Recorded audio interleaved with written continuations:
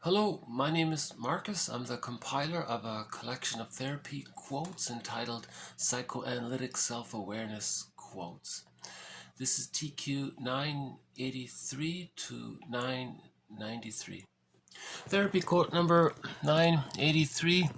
In its most general form, neurosis is a condition in which an individual is forced to use parts of his psychic energy to cope with his early childhood. This inability to be in full charge of one's energy represents a painful state of inner conflict.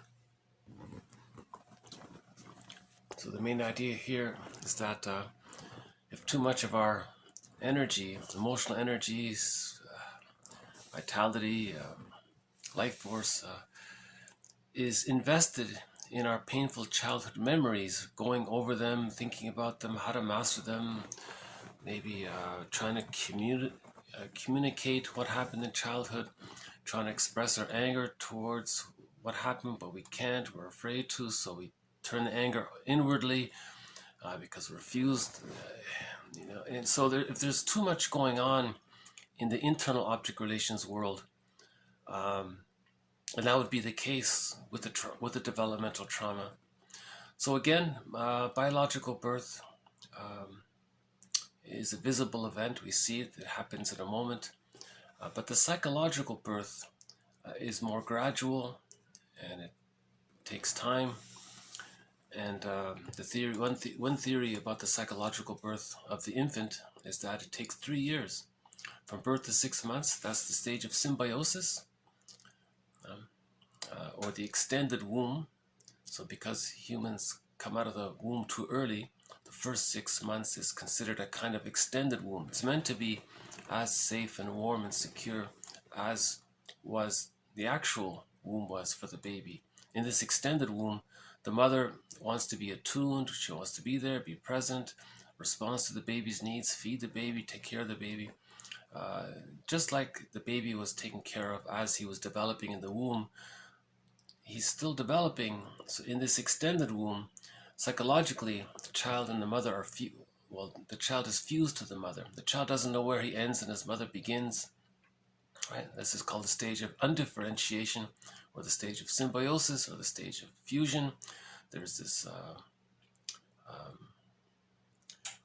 so the baby, when he was in the womb, all of his needs were automatically met. Unconditional omnipotence. So this needs to continue. This the jargon for this is infantile megalomania. It's all about him. It's meant to be all about him. He is the little god. He is the little special person. He needs everything to be served to him. He's being fed, right? So the jargon for this is infantile megalomania. Not the best term for it, but anyways, you see, if there's arrested development in that early stage, that's the narcissistic pattern. It's all about them. They got to serve them, and they're so special and entitled, and they need to receive, and they can't give love or they can't give gratitude because they're in that state of still needing to receive, and they're greedy because they're in the repetition compulsion of trying to still get the love that they didn't get. Anyways, so from birth to 6 months, that's the stage of symbiosis. With enough love, the child feels safe enough to psychologically differentiate out of the fusion with the mother. Now the child has a better sense of I, not I. Child as a person, the mother as a person. That's because the mother respected the baby as a person in their own right. So had empathy for the baby, gave the baby what he needed through her attunement, through her maternal reverie, through her ministrations, through her comfort, through her soothing functions, so-called holding environment, they call it. The extended womb, in other words, so the baby could hatch. Now this hatching out process, that's the beginning of the psychological birth, because he hatched out of the symbiotic egg.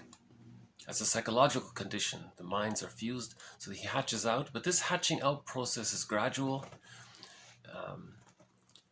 And by the age of 3, the child has a complete sense of himself as different from his mother. That's called whole object relations.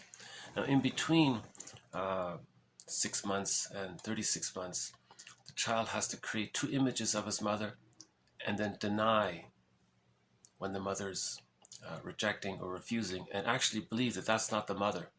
So he's a kind of delusion there, but that's temporary. That gets resolved and sorted out by the age of 3 with whole object relations. So the baby temporarily uses what's called a splitting defense mechanism. When the mother's unavailable or on the phone or whatever, the child is frightened and terrified, and he thinks that's not his mother.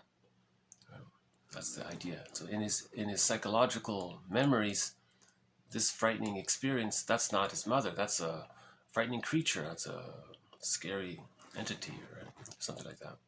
And he denies that because he has to bond to the loving mother. The baby has to feed with the mother. He can only do that if he feels safe with her. But if the mother's frustrating, he ignores it, pretends it's not her, and hallucinates that the mother's frustrating. And that's how he manages it, by using the defense mechanism of splitting. That's unrealistic. The mother isn't a goddess or a demon in his fantasy thinking, but by the age of 3, this all gets sorted out. So anyways, so the first 6 months is called the stage of symbiosis. Okay, bliss, like in the womb, it was oceanic oneness, heavenly bliss, all of his needs were met. So he's very happy, it seems. Then he hatches out of the egg at 6 months. Now he has a sense of himself. Now, in order to hatch out of that egg, the child needs to feel that his loving experiences with the mother outweigh the frustrating experiences. So it's good enough, he can hatch out. He can handle the ambivalence with the mother. He can accept it. He can only accept the mother as being loving and frustrating as the same person if the loving memories outweigh the frustrating memories. If the frustrating memories of the mother outweigh the loving memories, that's too painful, the baby can't hatch out. He clings to the mother even more. Fairbairn says the more refusing the mother is, the more the baby needs the mother, exclamation mark, the more the baby's going to cling to the mother and he can't leave her. The baby needs enough love to leave her. So let's say the baby gets enough love, he differentiates. Because he differentiates, we say that love and gratitude have entered the psychological picture. So if differentiation doesn't take place and he's still stuck in the fusion, the main emotions are hate, envy, greed, schadenfreude, vindictiveness, spiteful, abandonment, depression, rage, sadness, feeling of emptiness, terror, all of these horrible feelings. The baby's terrified, really, if he doesn't get enough love to leave the symbiotic orbit, right? Because if the mother's being too frustrating, the baby feels he's being impinged upon, engulfed, that the baby's not being seen as a person, that the baby's needs aren't being acknowledged or respected or validated. So the baby feels hugely devalued by that. But at the same time, he needs the mother even more. So now he clings. So he's in a very painful state. So that's one form of the neurosis. If the developmental trauma takes place that early on. In that early on period, there's the narcissistic pattern, the hostile, provocative attachment style, hiding behind power struggles as a character defense, the schizoid pattern, the one that resembles the character Iago from literature.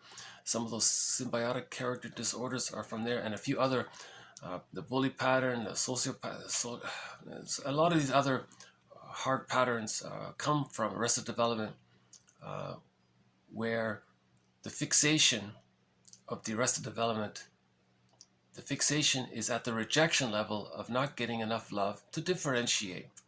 So there's a lot of anger about that. And the child has to keep on using the splitting defense mechanism. He's got to use projective identification, coaxing others to express what they're denying in themselves. He's going to engage in the repetition compulsion to master the trauma. He'll identify with the aggressor and do to others what was done to him. So he's caught. So much of his energy is caught if there's in this with his early memories, with his early childhood memories. So that's dysfunction and neurosis stems from there, he's saying. Okay, let's say he gets enough love. He differentiates. The next phase, so the first phase is undifferentiation. The next phase is differentiation, huge accomplishment. The next phase is practicing. Now the child needs support, the mother is meant to welcome the child's growing independence, psychological independence, knowing that the child is going to completely psychologically separate. They may still, of course, they're going to still live in the same house, but in terms of psychological needs, the baby's more autonomous. The mother welcomes that. Okay, in the second year of life, that's the rapprochement subphase. The child is much more psychologically autonomous, but he returns to his mother for emotional refueling.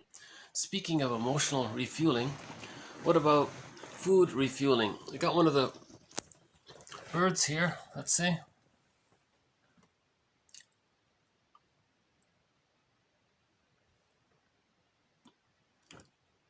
Okay, he might just sit there for a while. Sometimes they just sit there for a while, so I'll just if he makes the jump to the table, I'll come back.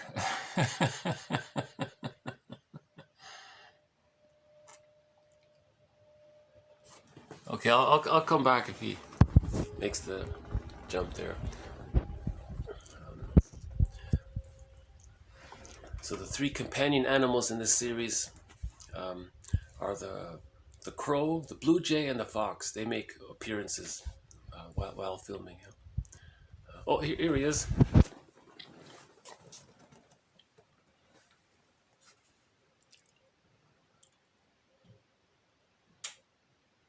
Okay.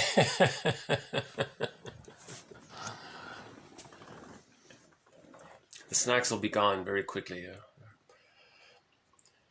The rapprochement subphase. So the child returns to his mother for emotional refueling, and then by the age of 3, all of those memories of love and support during those first 3 years, they become part of the child's psychic structure because these memories condense, and this condensation of memories becomes, sometimes it's called the internalized good object or the holding interject. Okay, this affords the child a sense of ontological security, a sense of basic trust, he has a sense of himself.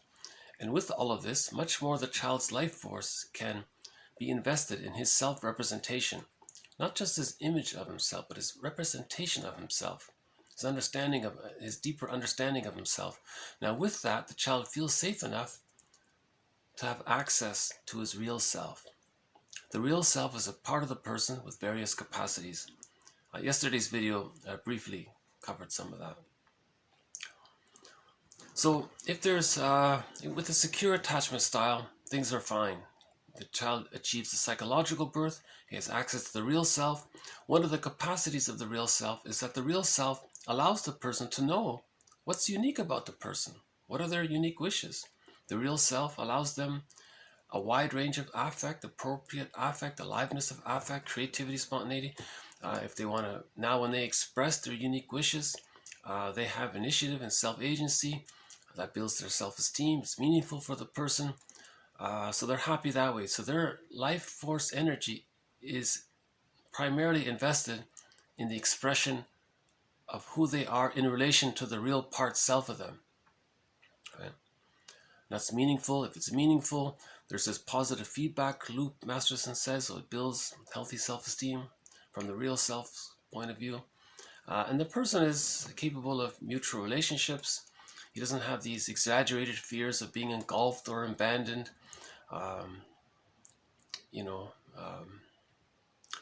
Okay, the bird just came back, so hold on a sec.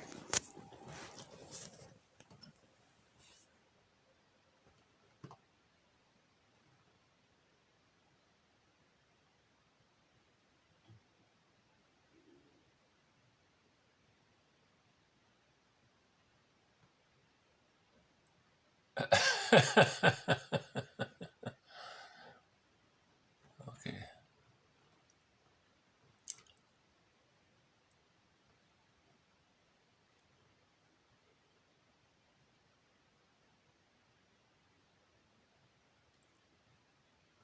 And there he goes.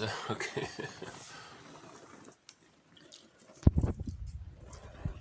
So if a person's life force is connected to the self-representation and they have access to the real self, The real self allows the person to be happy. The real self allows the person to mourn if they need to mourn losses. There isn't this, right? The real self um, allows for mutuality. The marriage becomes like fine wine because they can be intimate and close with another person. And so they have the joy of the mutuality of the relationship, where two people are growing together, right? And so that's a very healthy kind of thing. It's nice to see that. And now, if there's developmental trauma, too much of the child's life force is invested in replaying the childhood scene by transferring it into the present, by reliving it in the present, projecting characters from the childhood into the present to try to replay the childhood scene to see if they can overcome the childhood past, to see if they can master it somehow or handle it or digest it or get a better outcome. So they're caught in the repetition compulsion. So neurosis is the repetition compulsion gone awry. They're spending their whole lives repeating the childhood trauma, not getting enough love or support to reach the psychological birth. That's what he means there. So we covered Fairbairn's model about this. The child condenses all of his memories of the mother as being satisfying. Okay. And this cluster of memories of the mother being loving is called so the satisfying part representation of the other. Okay. It's like an imago there. It's like the child thinks in images, so there's like this imago. The image is changed because the child's feelings are infused with the image, so the image morphs, becomes exaggerated. So temporarily, in the baby's unconscious, the theory is the child has this unconscious fantasy of the good mother as being like a goddess. Because the mother's a giantess in the nursery, so if she's good, she's like a goddess, right? So it's exaggerated. Now, when she's frustrating, she's like a demon kind of thing, or frightening creature. Now, the unsatisfying mother, Fairbairn says, subsplits into the enticing mother and the rejecting mother, meaning the baby had a lot of hope to get his needs met, so he felt enticed, allured, and all tantalized, and then the mother rejected it.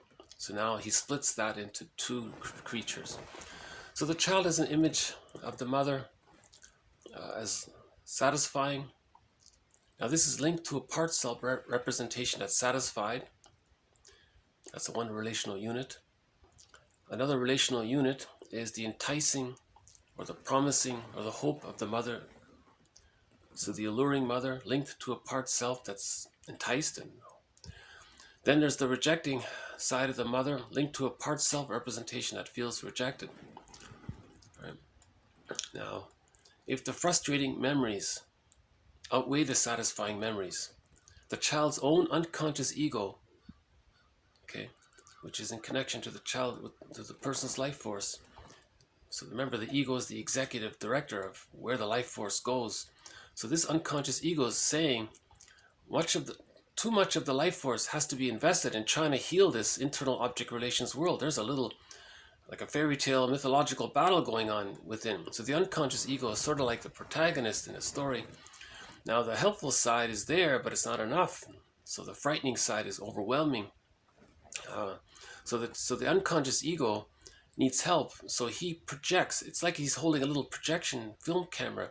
He's going to project the images of these 6 characters onto the outside external world for the person's own conscious ego to see via his own extreme attitudes and opinions, to get an appreciation of his unconscious fantasies being projected and externalized onto the outer world. Okay, grief is healed when it's witnessed by a caring other. We are meant to be our own caring other. So the unconscious ego is projecting any one of these 6 characters. He can flip them around, he can reverse them, he can, in any order, and any time, simultaneously he can flip them, and it's very confusing there. But he'll project these 6 characters outwardly, number 1, to get some tension relief, because if he thinks it's outside, the person can delude himself and thinks that it's not inside temporarily. Then he has to keep doing it, so it's not healed there. But the positive intention of projection is for the person's conscious ego to recognize, hey, why do I find myself with these extreme opinions? Where is this coming from? Okay, the unconscious is ego saying, hey, hello, conscious ego, it's me down here. Listen, I'm projecting these imagos onto the external world for you to see me. I want you to heal the inner child of the past who's so fragmented down here, who created so this is called the endopsychic structure.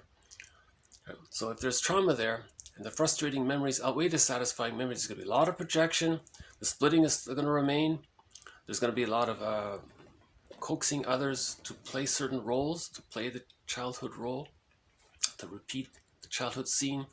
There's going to be a lot of acting out, a lot of excuses to facilitate that, called rationalizations, lies to facilitate the repetition compulsion. The positive intention is to try to master the trauma, but it can't be done after the age of 5. But that's sort of the positive intention. Laughlin calls this that the unconscious ego is creating a mirror. He's externalizing his internal object relations world via for the person's cognitive ability to recognize himself. So he can see what's within. So projection in general means something you don't know about yourself, you say it belongs to someone else. So projection is confession. Prejudice is confession. So prejudice is when you project the frightening image side of the mother onto non-threatening substitute others and say they're so bad. What you're trying to say is that what that person's trying to say is when they were a baby, the mother was frightening and terrible and cold and refusing. So in the repetition compulsion, they project that imago image onto non-threatening substitute others and say that other person's so terrible. They're preserving the splits. They're not healing. They're feeling better temporarily through that way. Bergler calls it wrongly placed aggression or pseudo-aggression. You're getting angry at the wrong person.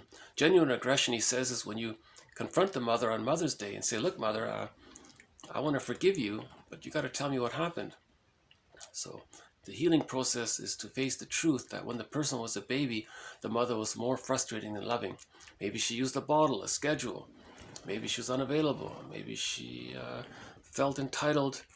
In that movie, Now Voyager, the mother said, well, I have mother's rights. I have the right to use the baby as a security blanket to comfort me. It's my right. The therapist said, nonsense. The child has rights. You have to see the child as a person and respect the baby as a person in their own right. So the therapist had to straighten that out, But some women use what's called the Jocasta style of mothering. The Jocasta style of mothering means the mother thinks, well, I have a right to get my needs met. This baby came from me. It's my possession. I can use him to please me. Ooh, that's called the Jocasta style of mothering. So that means the baby was objectified, exploited, used, put down, devalued, dehumanized. Someone calls it brainwashing the child, menticide, and the child's soul goes into exile. That's a schizoid pattern. So the child is damaged by that. Now, when the child is damaged like that, that means in the endopsychic structure, a lot of the child's life force is going to be devoted on the negative side, right? On the frustrating side, the enticing and the rejecting side. And there's not too much left there. There aren't too many memories of the mothers being loving. Yes, she provided some support, but it wasn't enough. So the famous expression is the mother has to be good enough. Not perfect, but just good enough. So this is so what he's saying here, in its most generalized form, neurosis is when too much of the person's spark of life, vital life source, in French it's élan, what is it again in French? The Valan, the vitality, I forgot. Anyways, the life force, the prana, the chi, the energy of the person, the living power of the person within, what keeps people animated, this invisible power, this life force. Okay, so if too much of this invisible life force enters into the minds of these characters, of these imagos, that's neurosis. Okay. Now remember, these characters we just mentioned, satisfying mother, enticing mother, rejecting mother, satisfied self, enticed self, and rejected self. Each of these imagos have a little mind of its own. They have a life force now. But where did they get their life force? They got their life force from the person, from the child, from the baby. The baby's life force got infused, put into these 6 characters. Now these 6 characters are fantasized personifications or internal objects, whatever we want to call them. They're alive now. It's as if, right? They're like characters now in a fairy tale or a myth. There are characters down there. Now how did they become animated? They became animated by the child's vitality. The child's vitality got put into these 6 characters. Now, if the 4 characters on the frustrating side are based on a collection of memories of the mother being more frustrating than satisfying, then those characters are more energized. The character of the satisfying mother has limited energy there because the memories were limited. Okay, so neurosis means too much of the child's life force is given to these characters down in the internal object relations world. It's not meant to be that much. The internal object relations world is meant to be calm and peaceful, allowing the child to live in the present, to deal with the present, to express his real self in the present, not just repeat the past and this battle with the mother like in a fairy tale or in a myth, this constant battle with the mother. Remember, the myths and the fairy tales, the main psychological motif or pattern in myths and fairy tales is the splitting defense mechanism. In almost every fairy tale and myth, you see, okay, you got the good fairy godmother and the helpful creatures, and then you got the evil witch and the frightening creatures. In the myth, you've got the frightening gods and the terrifying gods. See, that's the splitting defense mechanism. This is how the baby feels inwardly. This is an attempt to describe these 6 or so characters, or however many there are characters within, right? So I'm just keeping Fairbairn's model, the basic form of it, where there's 3 representations of the other linked to 3 self-representations. So you got 3 relational units there. So this model is explained in Fairbairn's book called Psychoanalytic Studies of the Personality. It's got a blue cover. I think it's the 3rd article in there. Fairbairn never actually wrote a book. All of his material is in articles. But those 3-4 articles represent the bulk of his work. The first, I guess it's the first 3 articles, or 4 articles. That 3rd one about the bad objects, that's an important one. And there's one called the endopsychic structure. Anyways, to understand Fairbairn's work, David Solani wrote about it, and Guntrip, is it Harry Guntrip, wrote about it. If those 2 authors don't make sense, I recommend reading Masterson first. He kind of simplifies it, and then you can expand afterwards. Okay, so he says, this inability to be in full charge of one's energy, life force, psychic energy, chi, prana, whatever you want to call it, represents a painful state of inner conflict. This is a painful state of inner conflict. Now, to get tension relief from this painful state of inner conflict, the person is going to project these 6 characters onto others. Now, in the narcissistic pattern, okay, they're mainly projecting the empty self, the hungry, enraged, empty self onto others, or they're going to project this cruel, cold, aggressive mother image onto others. Right? So we'll follow up on that one in TQ 992.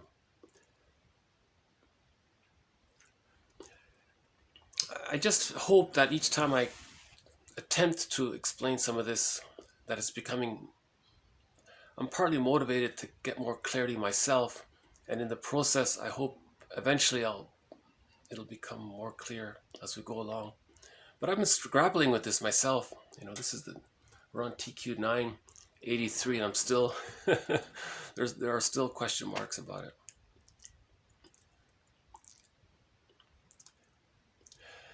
If the baby has a secure attachment style, he ends up with what's called whole object relations. The image of the other as whole, the image of the self as whole, and they're differentiated.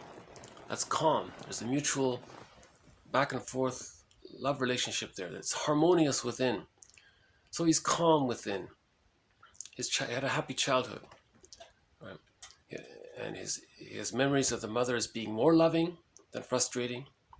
Okay, so there's the image of himself as being more loved than frustrated. So that's a happy childhood in terms of the internal object relations world. So Klein says we live in two worlds, the internal object relations world and the external object relations world. Our unconscious ego is dealing with the internal object relations world, and our conscious ego is dealing with the external relations outside. But if there's too many painful memories, then most of the organism's life force gets put into these characters within, and there's this constant inner drama going on. And you don't want that too much, because someone said it can be progressive. It's a repetition compulsion, so it can drain a person. Then the person feels anxiety if his defenses wear out, and then he may be dysfunctional in the outer world in an attempt to deal with the anxiety of all that's going on within. Right? Okay, the next one, TQ 984. The painful, repeated mishandling of the feeding experience itself is likely to result in the development of an eating disorder.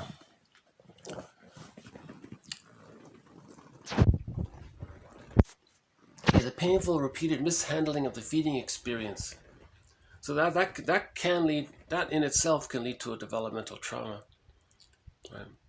So again, using the bottle, that's called the alexithymic breast, cold, unfeeling. The natural breastfeeding, that's the psychosomatic breast, that helps the mother to be attuned to the baby's needs. So breastfeeding is encouraged because it helps the mother herself to know what the baby's feeling, and she can respond appropriately. If the bottle is being used and a schedule is being used, chances are the mother's misattuned to the baby. She doesn't have that entrainment. That can lead to a developmental trauma, and with that, some kind of eating problems. The types of interaction between parent and child are concretely manifested in eating behaviors and are thus readily available for symptom development. Eating becomes a metaphor, a symbol for many feelings about oneself and about others. Again, eating becomes a message for, or a gesture, or a communication for the many feelings about oneself and about others. So if the person's an emotional eater, he's saying he wasn't nourished in childhood. If the person was properly loved and fed, he's calm. He only eats if he's physically hungry. He doesn't eat if he's emotionally distressed. Because again, food is linked with mother's love. Food is linked with mother. The breast is the mother. The food comes, you see, so there's a very close association between love and food. Right. This is the progressive one here. Okay, emotional eating can be viewed as a progressive dysfunction because it develops a life of its own. So this life of its own, I think what they mean by that is, if there's an image of the self that's unloved, and there are memories there, remember, each of these characters in the endopsychic structure, they have a mind of their own. So that can, theoretically, if the person doesn't have a better life later on, that can grow. That hungry, enraged, empty part self can consume more energy, and things can get worse from that. It is through the development of the capacity to distinguish, feel, and discuss a range of emotions linked with self-activation that a sense of self develops and consolidates. Again, It is through the development of the capacity to distinguish, feel, and discuss a range of emotions linked with self-activation that the sense of self develops and consolidates. Okay, Carla Clark was one of Masterson's, or is one of Masterson's students. So she's making reference to Masterson's famous axiom. Self-activation, so doing something from the real self. Now, if a person achieved a secure attachment style, that's easy. They do it all the time. They're happy and calm. But if there's arrested development and they're caught in the repetition compulsion, living out the false self, that's the false self organization. All right. It's a false living. You're operating all those lies you're using as justifications to engage in the repetition compulsion. That constellation of lies or rationalizations, that grouping we can call the false self structure or the grandiose false self. So if the person's tired of that and they say they want to activate the real self, so self-activation of the real self will lead to the memories, childhood memories of not getting enough love. So that's the abandonment depression. And then, or that triggers the rejecting mother inside of the mother, sometimes called the inner critic.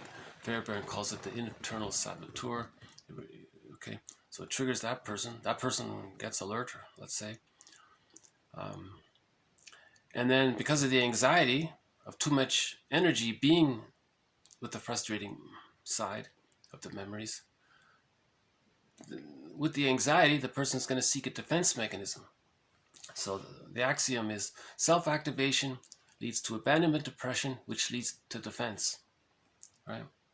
So during this process, if every time a person tries to self-activate, the abandonment depression is going to come up, or the massive anxiety is going to come up. Okay, now during this time, you want to distinguish, feel, and discuss these emotions related to self-activation.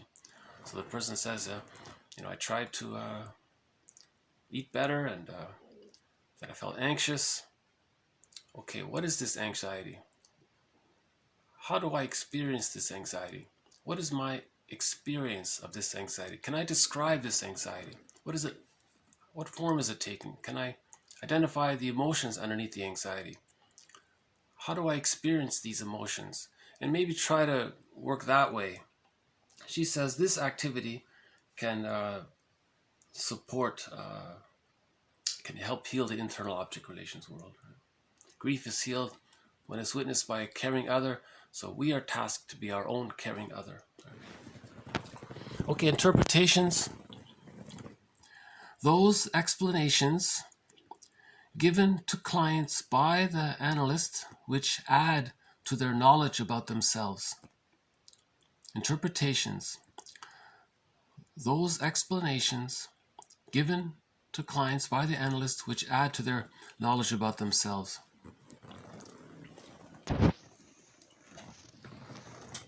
So ideally, an interpretation links the person's chief complaint in life with how it started in childhood and how it's being acted out in the here and now.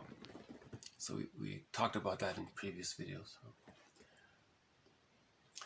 Okay, the next one here is an example of confronting projective identification. So projective identification, so remember, it's a splitting defense mechanism is being used. The person's going to project these imagos onto others. Now sometimes they want to coax others to feel what these characters are experiencing within. So when a person wants someone else to feel or experience or express or do something that reflects what's going on within, this act of coaxing others to play a certain role, that's called projective identification. So first the person sees what they don't know about themselves onto others, and they think or they say that their identity includes that, and you want that person to identify and have that identity for themselves, even though they don't believe it.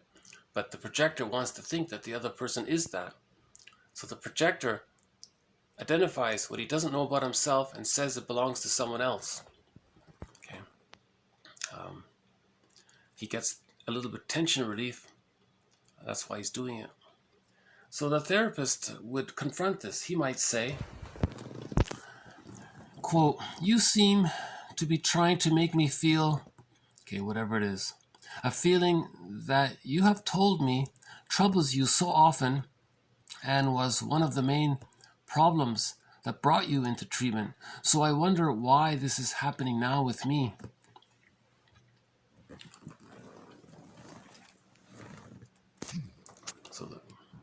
So again, the therapist says, "You seem to be trying to make me feel this thing that you say you have trouble with. Now I'm starting to, do you notice that? So you want to make the other person aware that they're coaxing the other to feel or express what they're not feeling. Again, that's called a mirror defense. You externalize what you're denying within.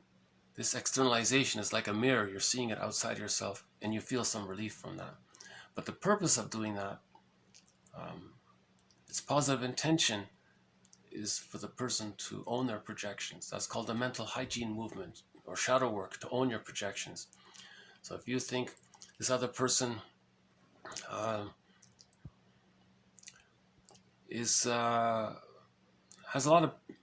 achieved a lot of benefits in life, isn't that nice? Well, that's a projection. Maybe the person as a child received a lot of benefits. So that's the loved self. Or you say the other person is a very loving person, very caring person. Well, maybe you're acknowledging that that you have these memories of the mother being loving. Or you're saying, look at that other person. He's so, what a fool. He's so tantalized, and he's going to believe these lies. Well, that's the enticed part, self-representation. Oh, the other person is, look how alluring and tantalizing they're trying to be. Look at the way they're talking and dressing and all. They're trying to be so alluring. Well, that could be the alluring object within. Okay, the rejected, devalued self. Look, that other person, he's so pitiful and all that. Right? Well, that could be a projection of the internal self-representation that feels devalued. Okay, then he said, look at another person so cruel and aggressive. Well, that could be a projection of the memory of the mother being cruel and aggressive.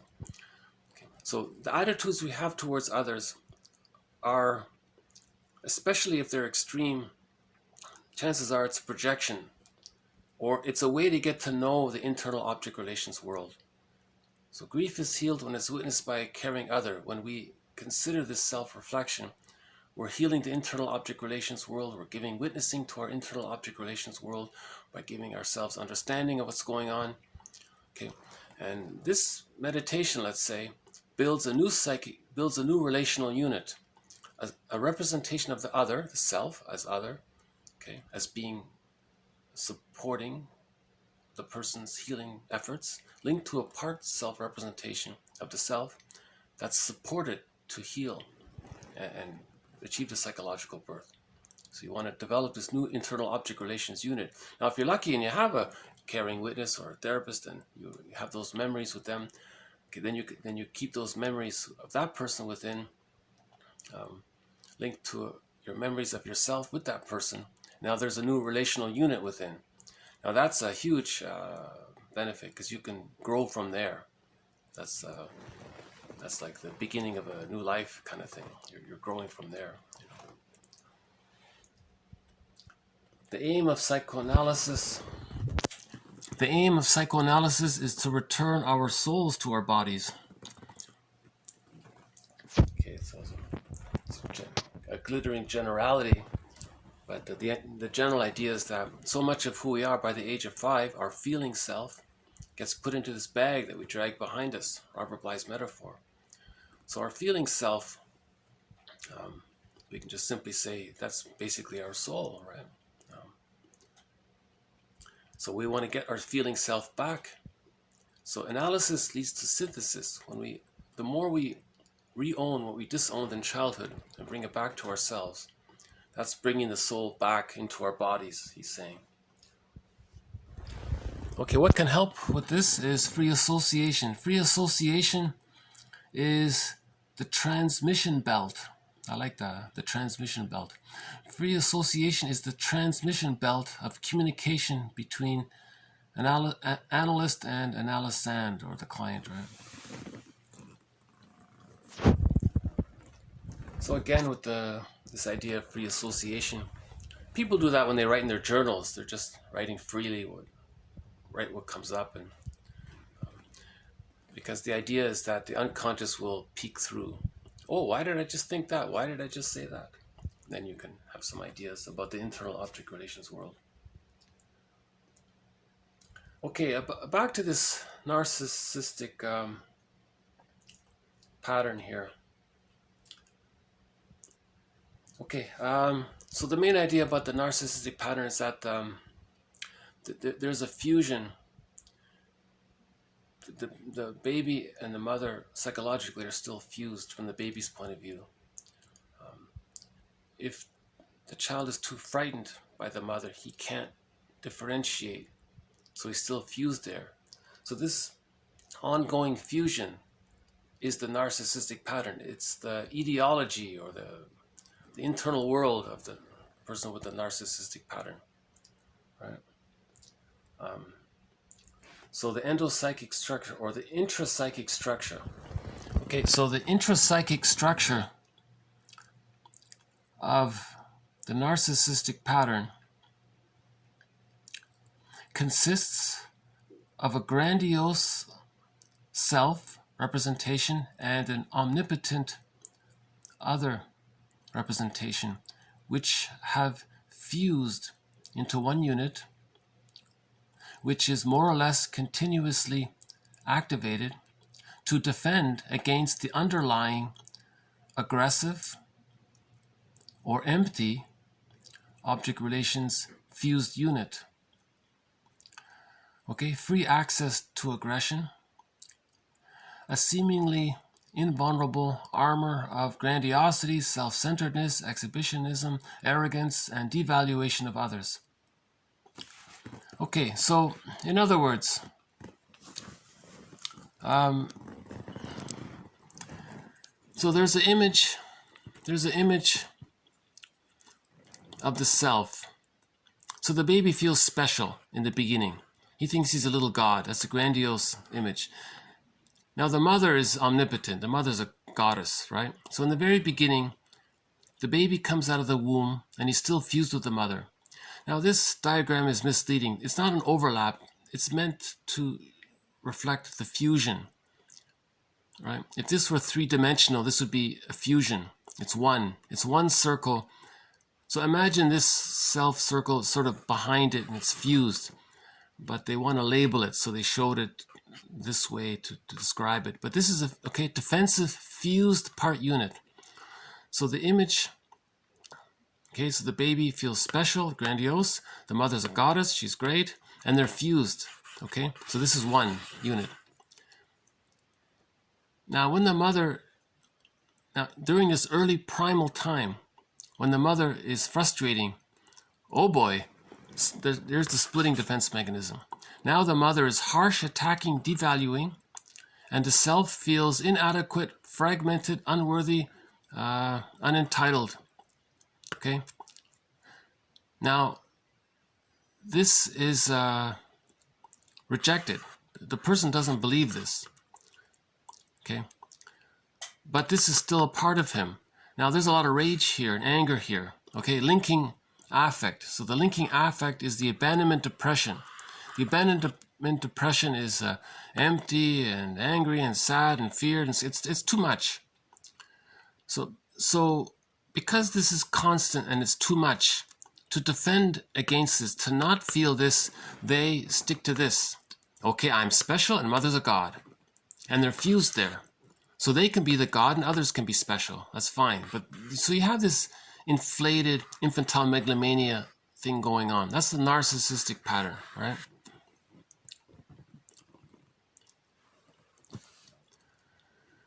So now they're fused there. Okay, these should be overlapped. This should be like one circle, right?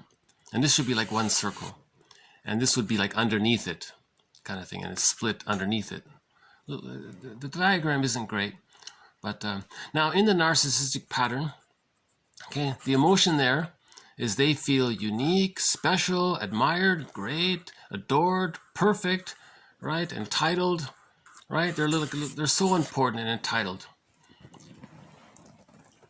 Okay, so again, the baby in the womb, the theory is, if he were to have thoughts about his experience, we imagine it's as if he were to think that he's like a little god, unconditional omnipotence. He needs something, he gets it. He's like a magic sorcerer. He's so powerful. He has a need and it gets met.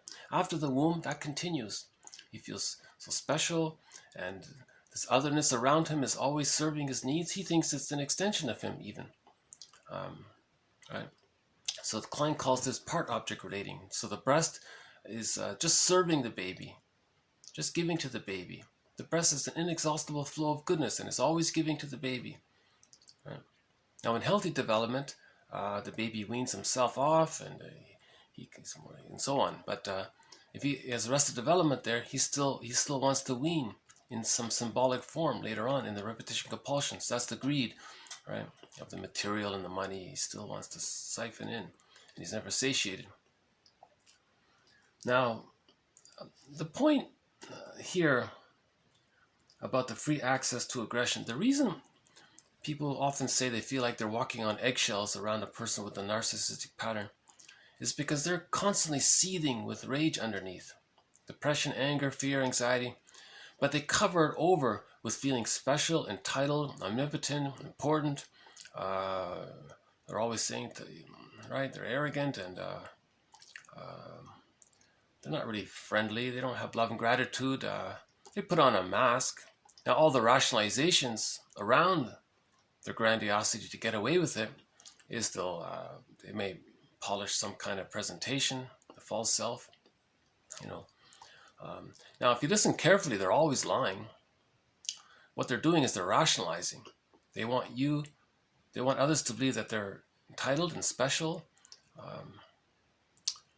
You know, they're heavily invested in this, and they're constantly rationalizing. They're constantly lying. So now so all those logical fallacies, they know them all unconsciously. They'll use them all. All those ways of lying, you know, sins of omission. You know, you don't say something that's important, purposely wanting others to come to the false conclusion.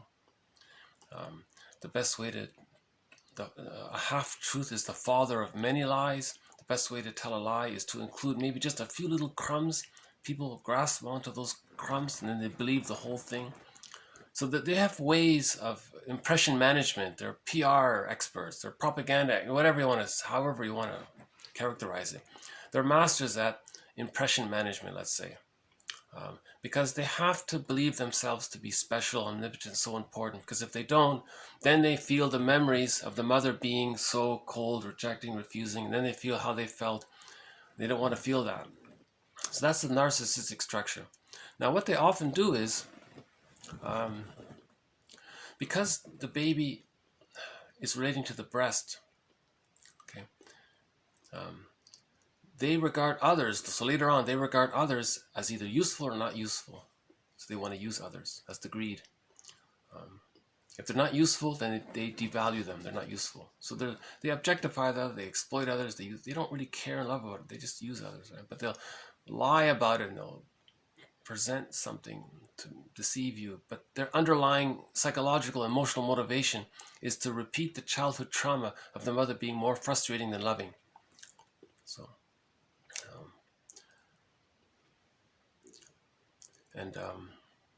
now this, what they often do as well is this hungry, enraged, empty, humiliated part self that they're denying, they may project that onto others. And then they may identify with the harsh attacking object. So what they might do, okay, so if this isn't activated, they split. So this is Dr. Jekyll, then they split and become Mr. Hyde. So they'll split. So if someone isn't admiring them and mirroring them and or thinking so highly of them and all that, or feeding them or taking care of them, or do whatever then they split, then they go here. So then what they do is they project, okay, the unworthy self onto others. They identify with this and then do to others, okay, because that's what the mother did to them. So their experience is that the mother was refusing and they felt devalued. In the repetition compulsion, when this is not being met, they're going to do to others, so meaning what was done to them. So the mother did this to him. He's going to project this onto some non-threatening substitute other. He identifies with this and does to others what his mother did to him. So he's caught in the repetition compulsion of doing this. Now, when he's not doing this, he wants to be admired and thinks he's special. He's a little god. So there's a lot of energy devoted to preserving this false self image. Now, this is the false self because he'll use a lot of rationalizations to protect this. These rationalizations cluster to form what's called the false self. So the false self is actually, Winnicott says it's meant to protect, to not be aware of this. But the person identifies with his false self and he thinks his false self is who he is. So he thinks eventually this is who he is. He's grandiose and omnipotent. He thinks he's so important, right? That's the false self.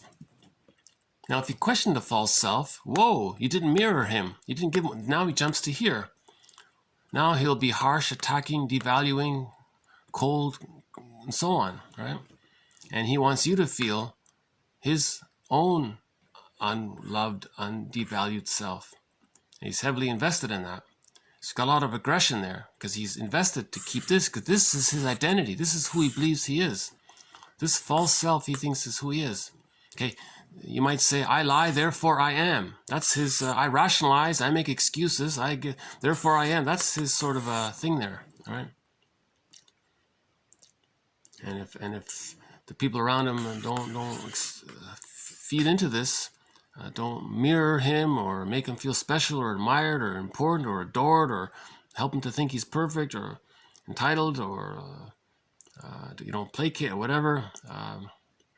Now, all the while you're doing that, he's unconsciously hating you.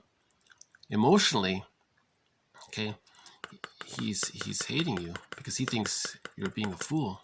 You know, this is the fool here, right?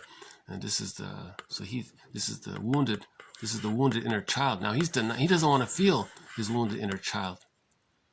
Okay, so when he flips into Mr. Hyde mode, then he's this is in the fairy tale, this is the frightening, this is the bad witch, right?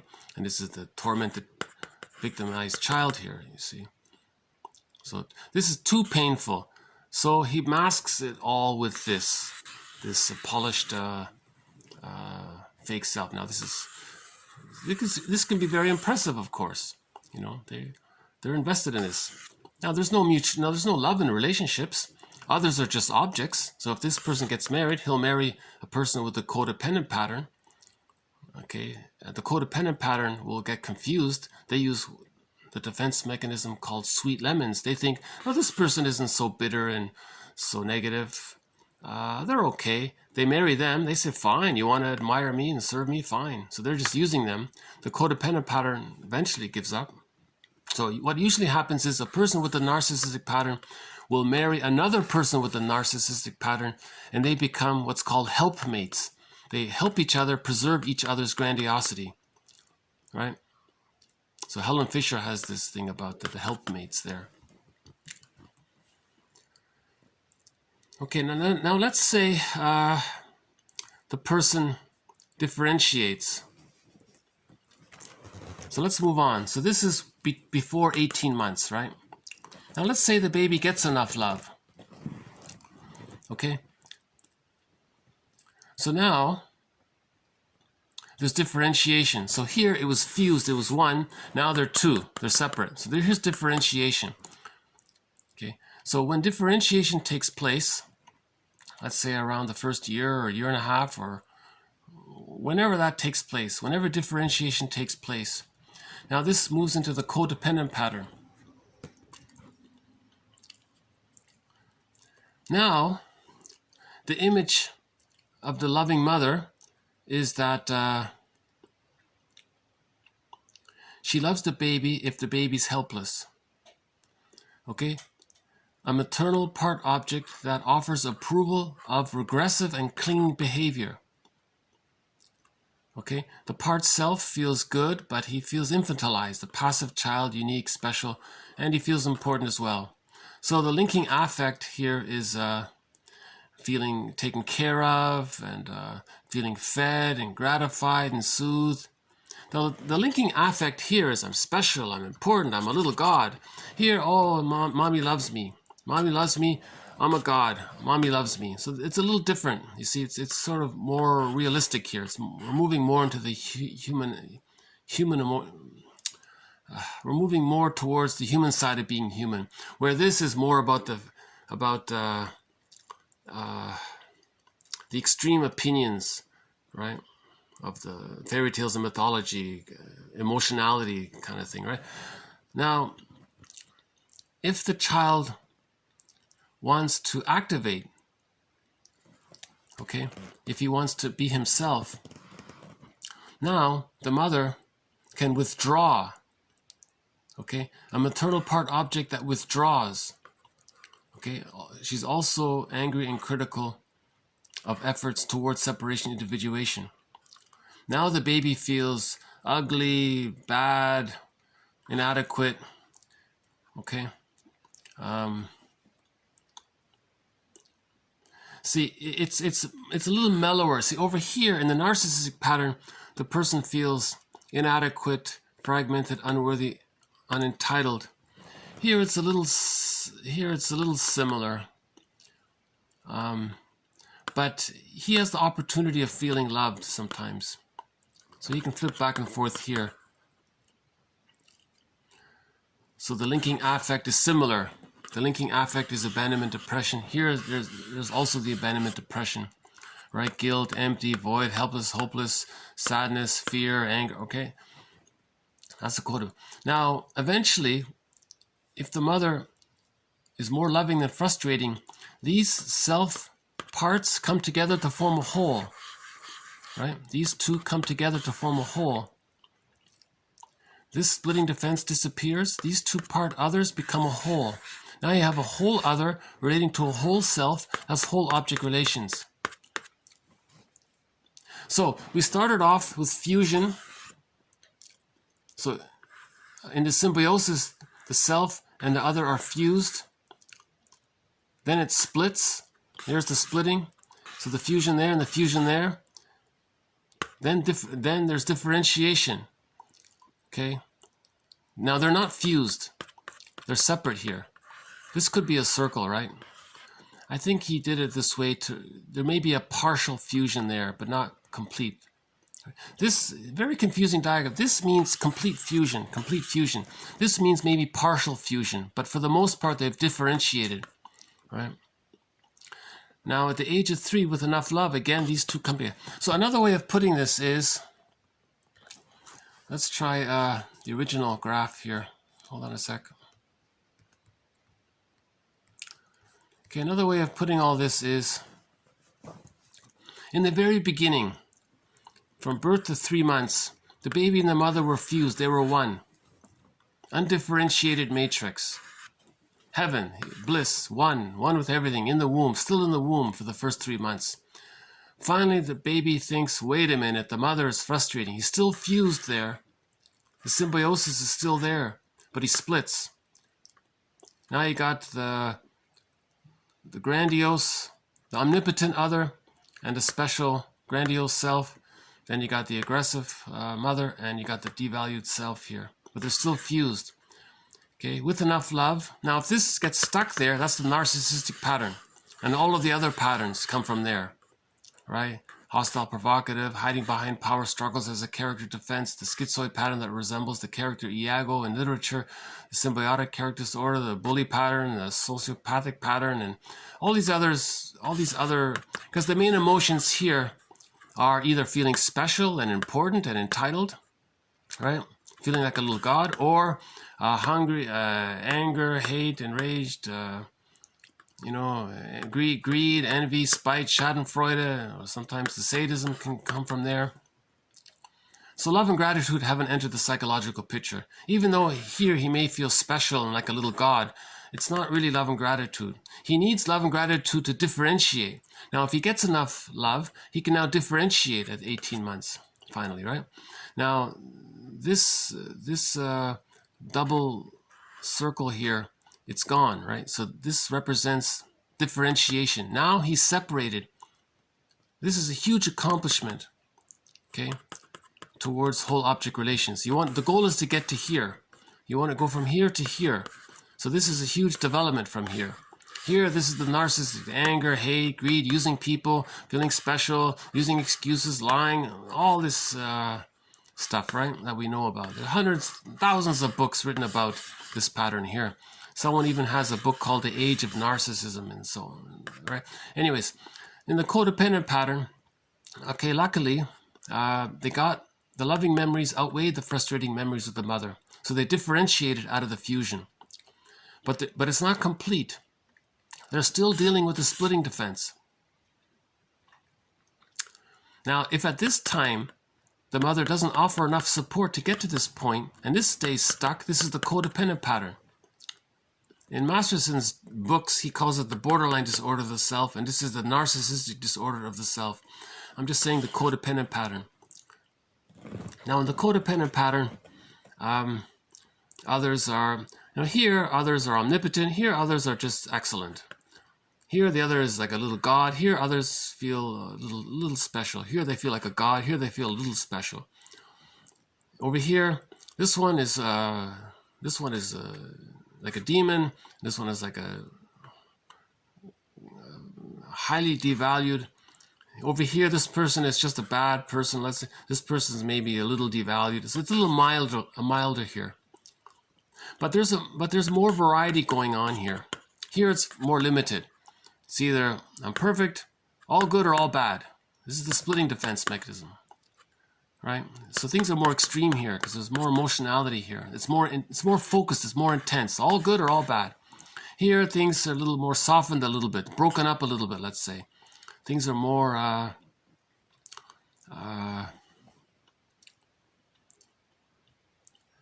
You see, with the differentiation, love and gratitude have entered the psychological pictures. That's why things are softer here. The emotions are softer, right? Love and empathy are here. There's more caring here so things are softer here because you got enough love to differentiate. If you don't get enough love to differentiate, you're enraged. This is the hungry, enraged part self, right? This is the grandiose part self, right? Now, if the baby gets enough, if the infant gets enough support to complete the process, these two O's, okay, come together to form a whole O.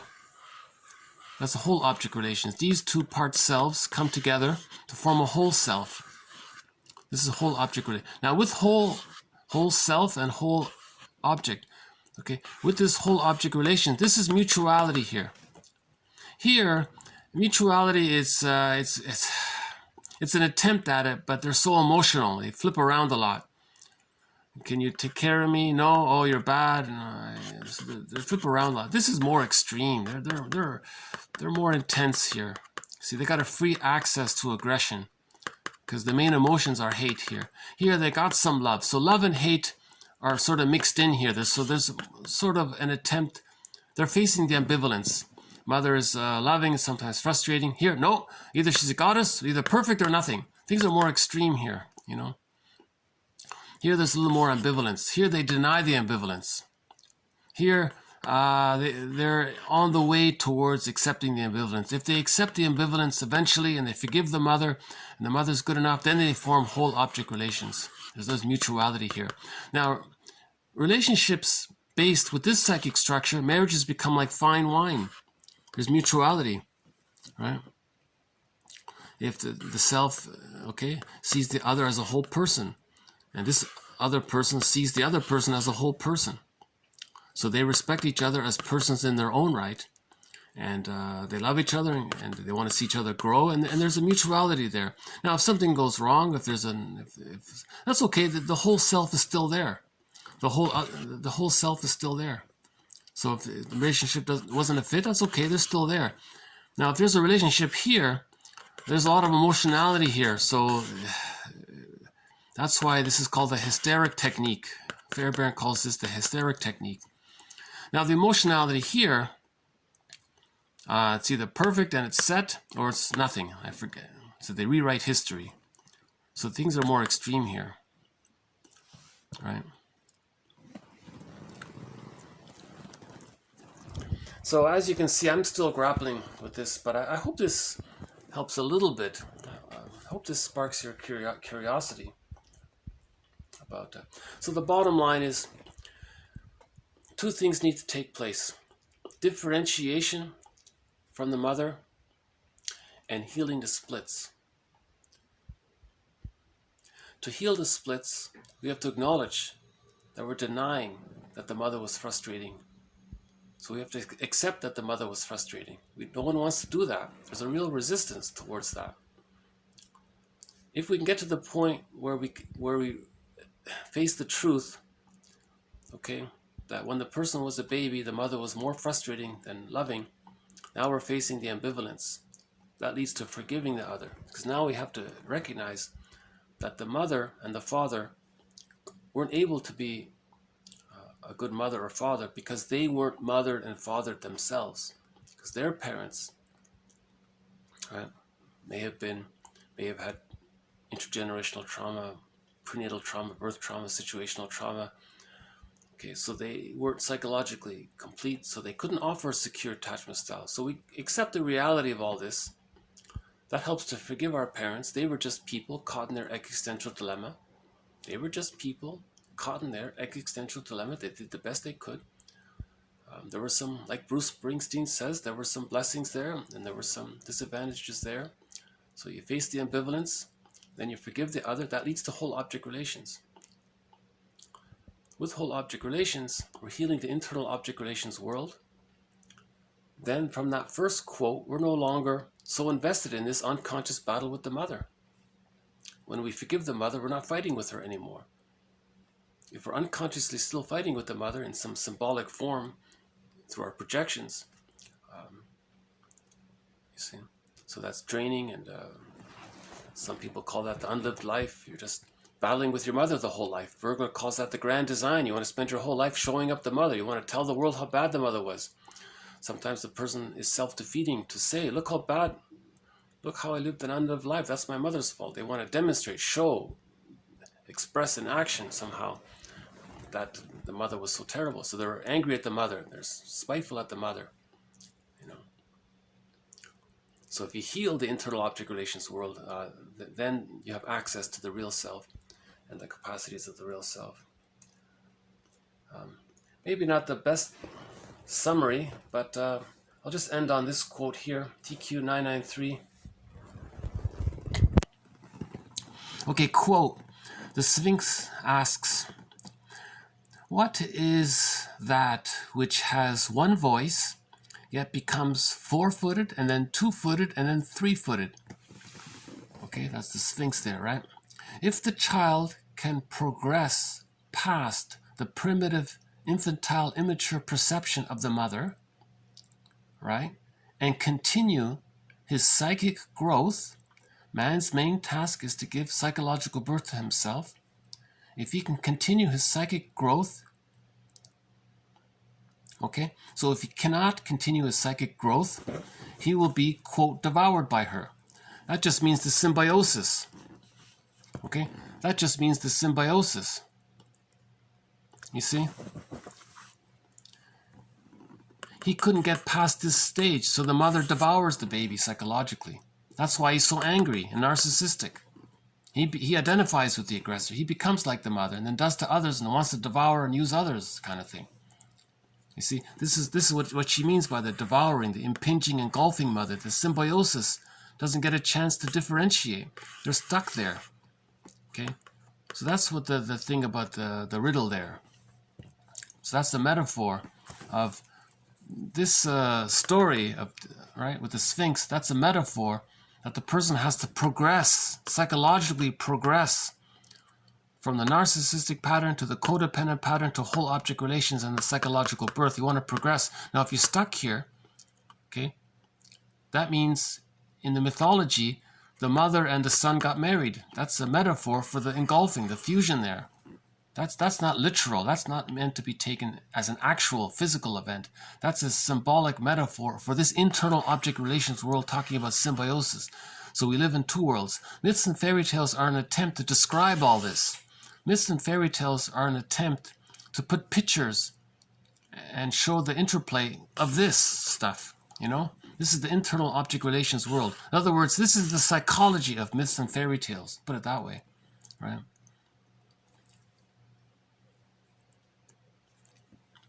So in that scene there, where he answers the question, the riddle of the Sphinx, that means he's separated from the mother. That's good.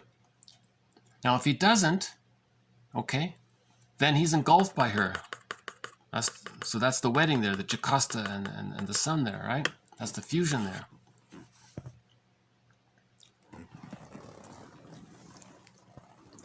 So, and then one author was very interesting. She said, you know, we should start with the idea of Orestes. Orestes expressed his anger towards his mother to achieve his psychological birth. So he accepted that the mother was too engulfing and too impinging. So Orestes was angry at the mother, and he differentiated. Now in that courtroom scene, Athena said, yes, Orestes, you're right. You're not guilty. Now it's a metaphor. It's not literal. Myths and fairy tales are not real on the outside. They're real on the inside, in a metaphorical world. They're trying to depict this fantasy world. Someone said, you heal when you understand your unconscious fantasies. Your dreams, let's say, whatever. As shown in dreams sometimes. Yeah, this is not a thread in this series. I'm not going there. This whole thing about that, I don't know myself. So. Okay, so I hope this adds a little bit to previous material on object relations theory. Masterson is a huge mentor in this series. He synthesized object relations theory by Fairbairn. He included Melanie Klein's work of splitting and projective identification. Okay, he included Margaret Mahler's work of the psychological birth and the process to achieve the psychological birth. Right? He includes Karen Horney's humanitarian perspective, that we're humans first, we're dealing with these wounds and we're trying to heal. Burglar is another mentor in this series. So Edmund Burglar, James Masterson, William Fairbairn, the three men there. Melanie Klein, Margaret Mahler, and Karen Horney, the three ladies there. Those are the mentors in this series. The companion animals are the crow, the blue jay, and the fox. And the theme song for this series is Windmills of the Mind. Windmills of the Mind.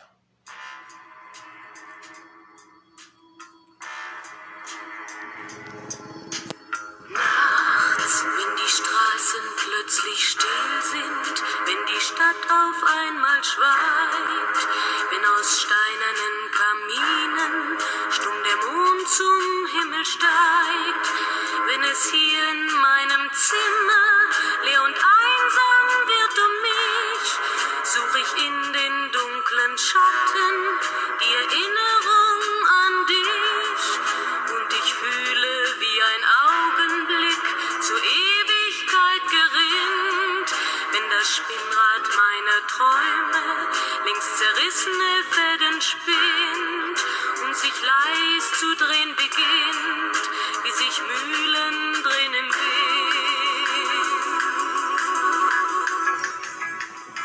Okay, so thank you very much. This has been TQ 983 to 993. A little bit more on object relations theory. The idea that being dysfunctional or being neurotic, it's because too much of the person's vitality, life force, is embedded within the imagos of our memories of being improperly loved. And there's a dynamic there of trying to heal that. So we're projecting and seeing, replaying and So that's why a person can live a dysfunctional life. They're spending their whole lives trying to master the trauma of childhood.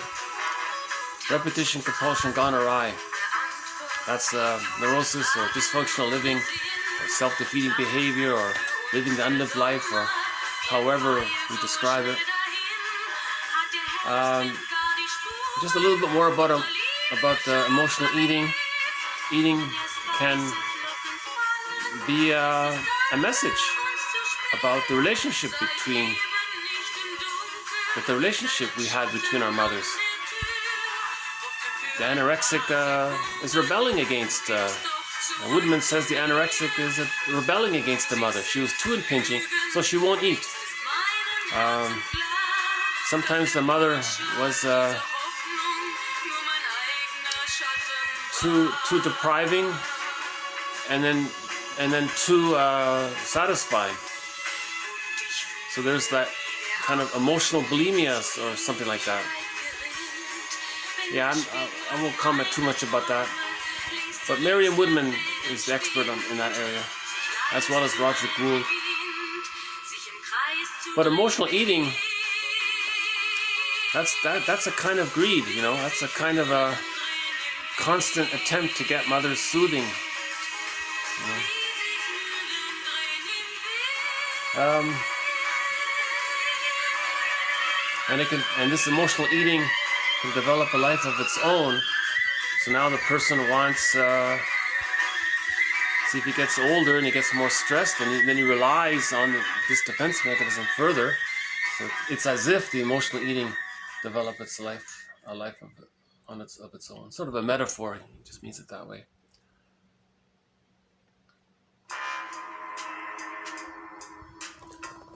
Okay, the other one was, try to give sorrow words, put words to your feelings. When you want to do something healthy for yourself, notice the anxiety.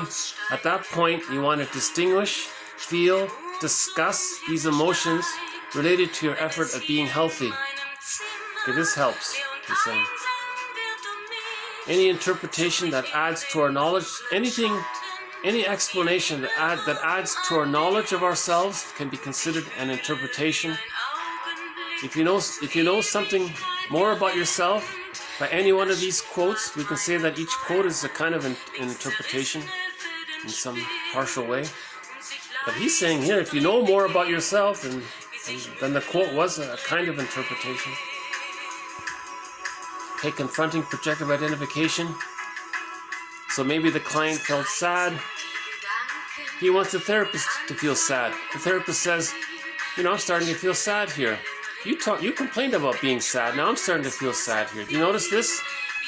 He said here, you seem to be trying to make me feel sad. A feeling that you have told me troubles you so often and was one of the main problems that brought you here. So I wonder why this is happening to me now here. So he's teaching the client about projective identification. That's good. So that's an interpretation. Right?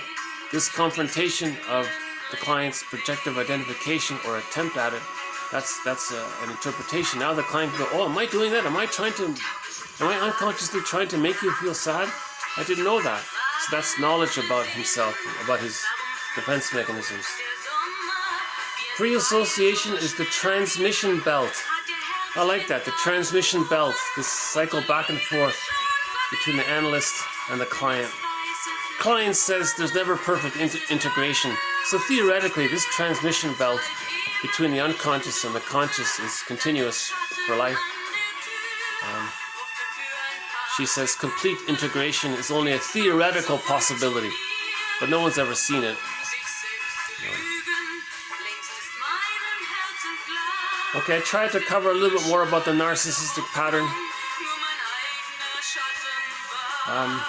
I feel like I didn't really cover it very clearly. So hopefully maybe I'll try again in a future video.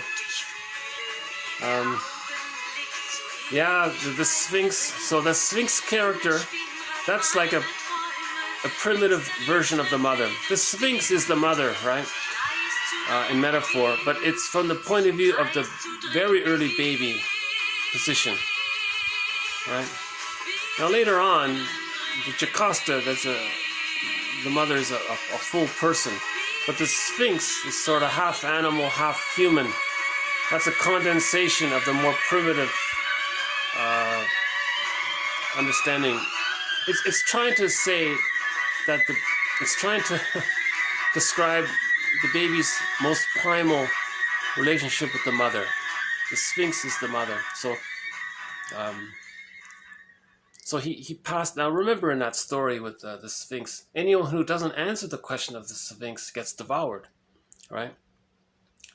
So the metaphor there is that they're stuck in the fusion and the symbiosis. Robert Bly says, get the key out from under mother's pillow.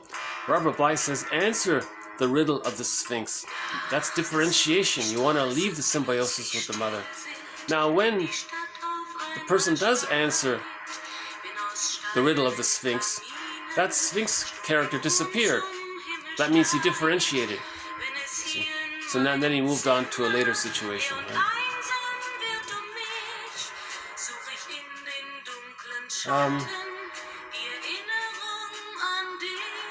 Okay, so I guess I'll just leave it here. Yeah, maybe if I may, I want to maybe correct myself a little bit from yesterday's video. Speaking about songs, I briefly introduced the song Twisted by Joni Mitchell. It was a comedy song about that she wrote about the therapy. So I want to clarify it. So what I think it is the song is about a character. The song is about a character. The character in the song saw a therapist, right? And the therapist said, yes, we can help you. You need treatment. And the character said, what? Are you telling me I'm crazy? No, I don't believe it. No, therapist, you're crazy. Now the song is a report of that scene. So the song is about the character reporting that experience. So the character is saying, I went to see this therapist. The therapist said, I need help. I don't believe it. I think the therapist is crazy. Now in the background, there was like a chorus, like a Greek chorus, like in a Greek drama you have a chorus. So there was a chorus background. I'm not sure if I still have it, but in the chorus background,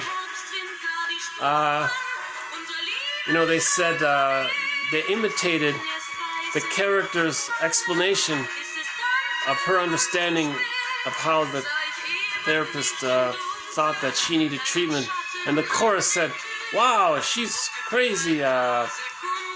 Holy moly, Flip City!" Or they were trying to make a comedy thing about it. And then the character reported, "You know what? I'm healthier than the therapist. The therapist doesn't understand. And besides, if I am a little crazy, two heads are better than one, so I can be creative or something." So I just wanted to maybe update that a little bit. So it's not about the singer, the actual physical singer. We don't know, right? It's about the character in the song. So Joni Mitchell wrote a comedy song, put it that way. And in the comedy song, it's about a character reporting about their experience with the therapist and that kind of thing. And there was this Greek chorus in the background. Apparently it was Cheech and Chong or something. I didn't know that. So I'll just leave it here. So this has been a few more windmills of the mind. I'll have a few more before we end the series. We're getting close to the completion of the series. We're at 9. What are we here? 9. What is it again? Yeah, 993. So we're pretty close to the end of the series. When the series is completed, it'll be called 1001 Windmills of the Mind, in tribute to the song, to the theme song. And hopefully each windmill has been a kind of interpretation, meaning hopefully each windmill has added a little knowledge about ourselves. Okay, and if we condense all of this knowledge and have some memories around it, we can refer to this new internal object, the knowledge object. So the knowledge is now a new other that supports our healing, linked to a part self-representation that is supported by the knowledge and the healing efforts. So we're building psychic structure. So that was one of the quotes. Healing is about building psychic structure, healing psychic structure, right? And we repair the ego. So the knowledge helps the unconscious ego to free some of the life force, to send it up to the conscious ego. But the unconscious ego, so when there's trauma, too much of the ego becomes submerged into the unconscious in relation to these characters within. So we want to heal, we want to help the ego. If we support the ego, finally the unconscious ego can redirect, the person's life force up to the conscious ego. Now the conscious ego has more access to the person's vitality to be used for the real self. So that's the journey right there. Okay, journey continues. Thank you very much. Bye for now. This has been TQ 983 to 993. Thanks again. Bye for now.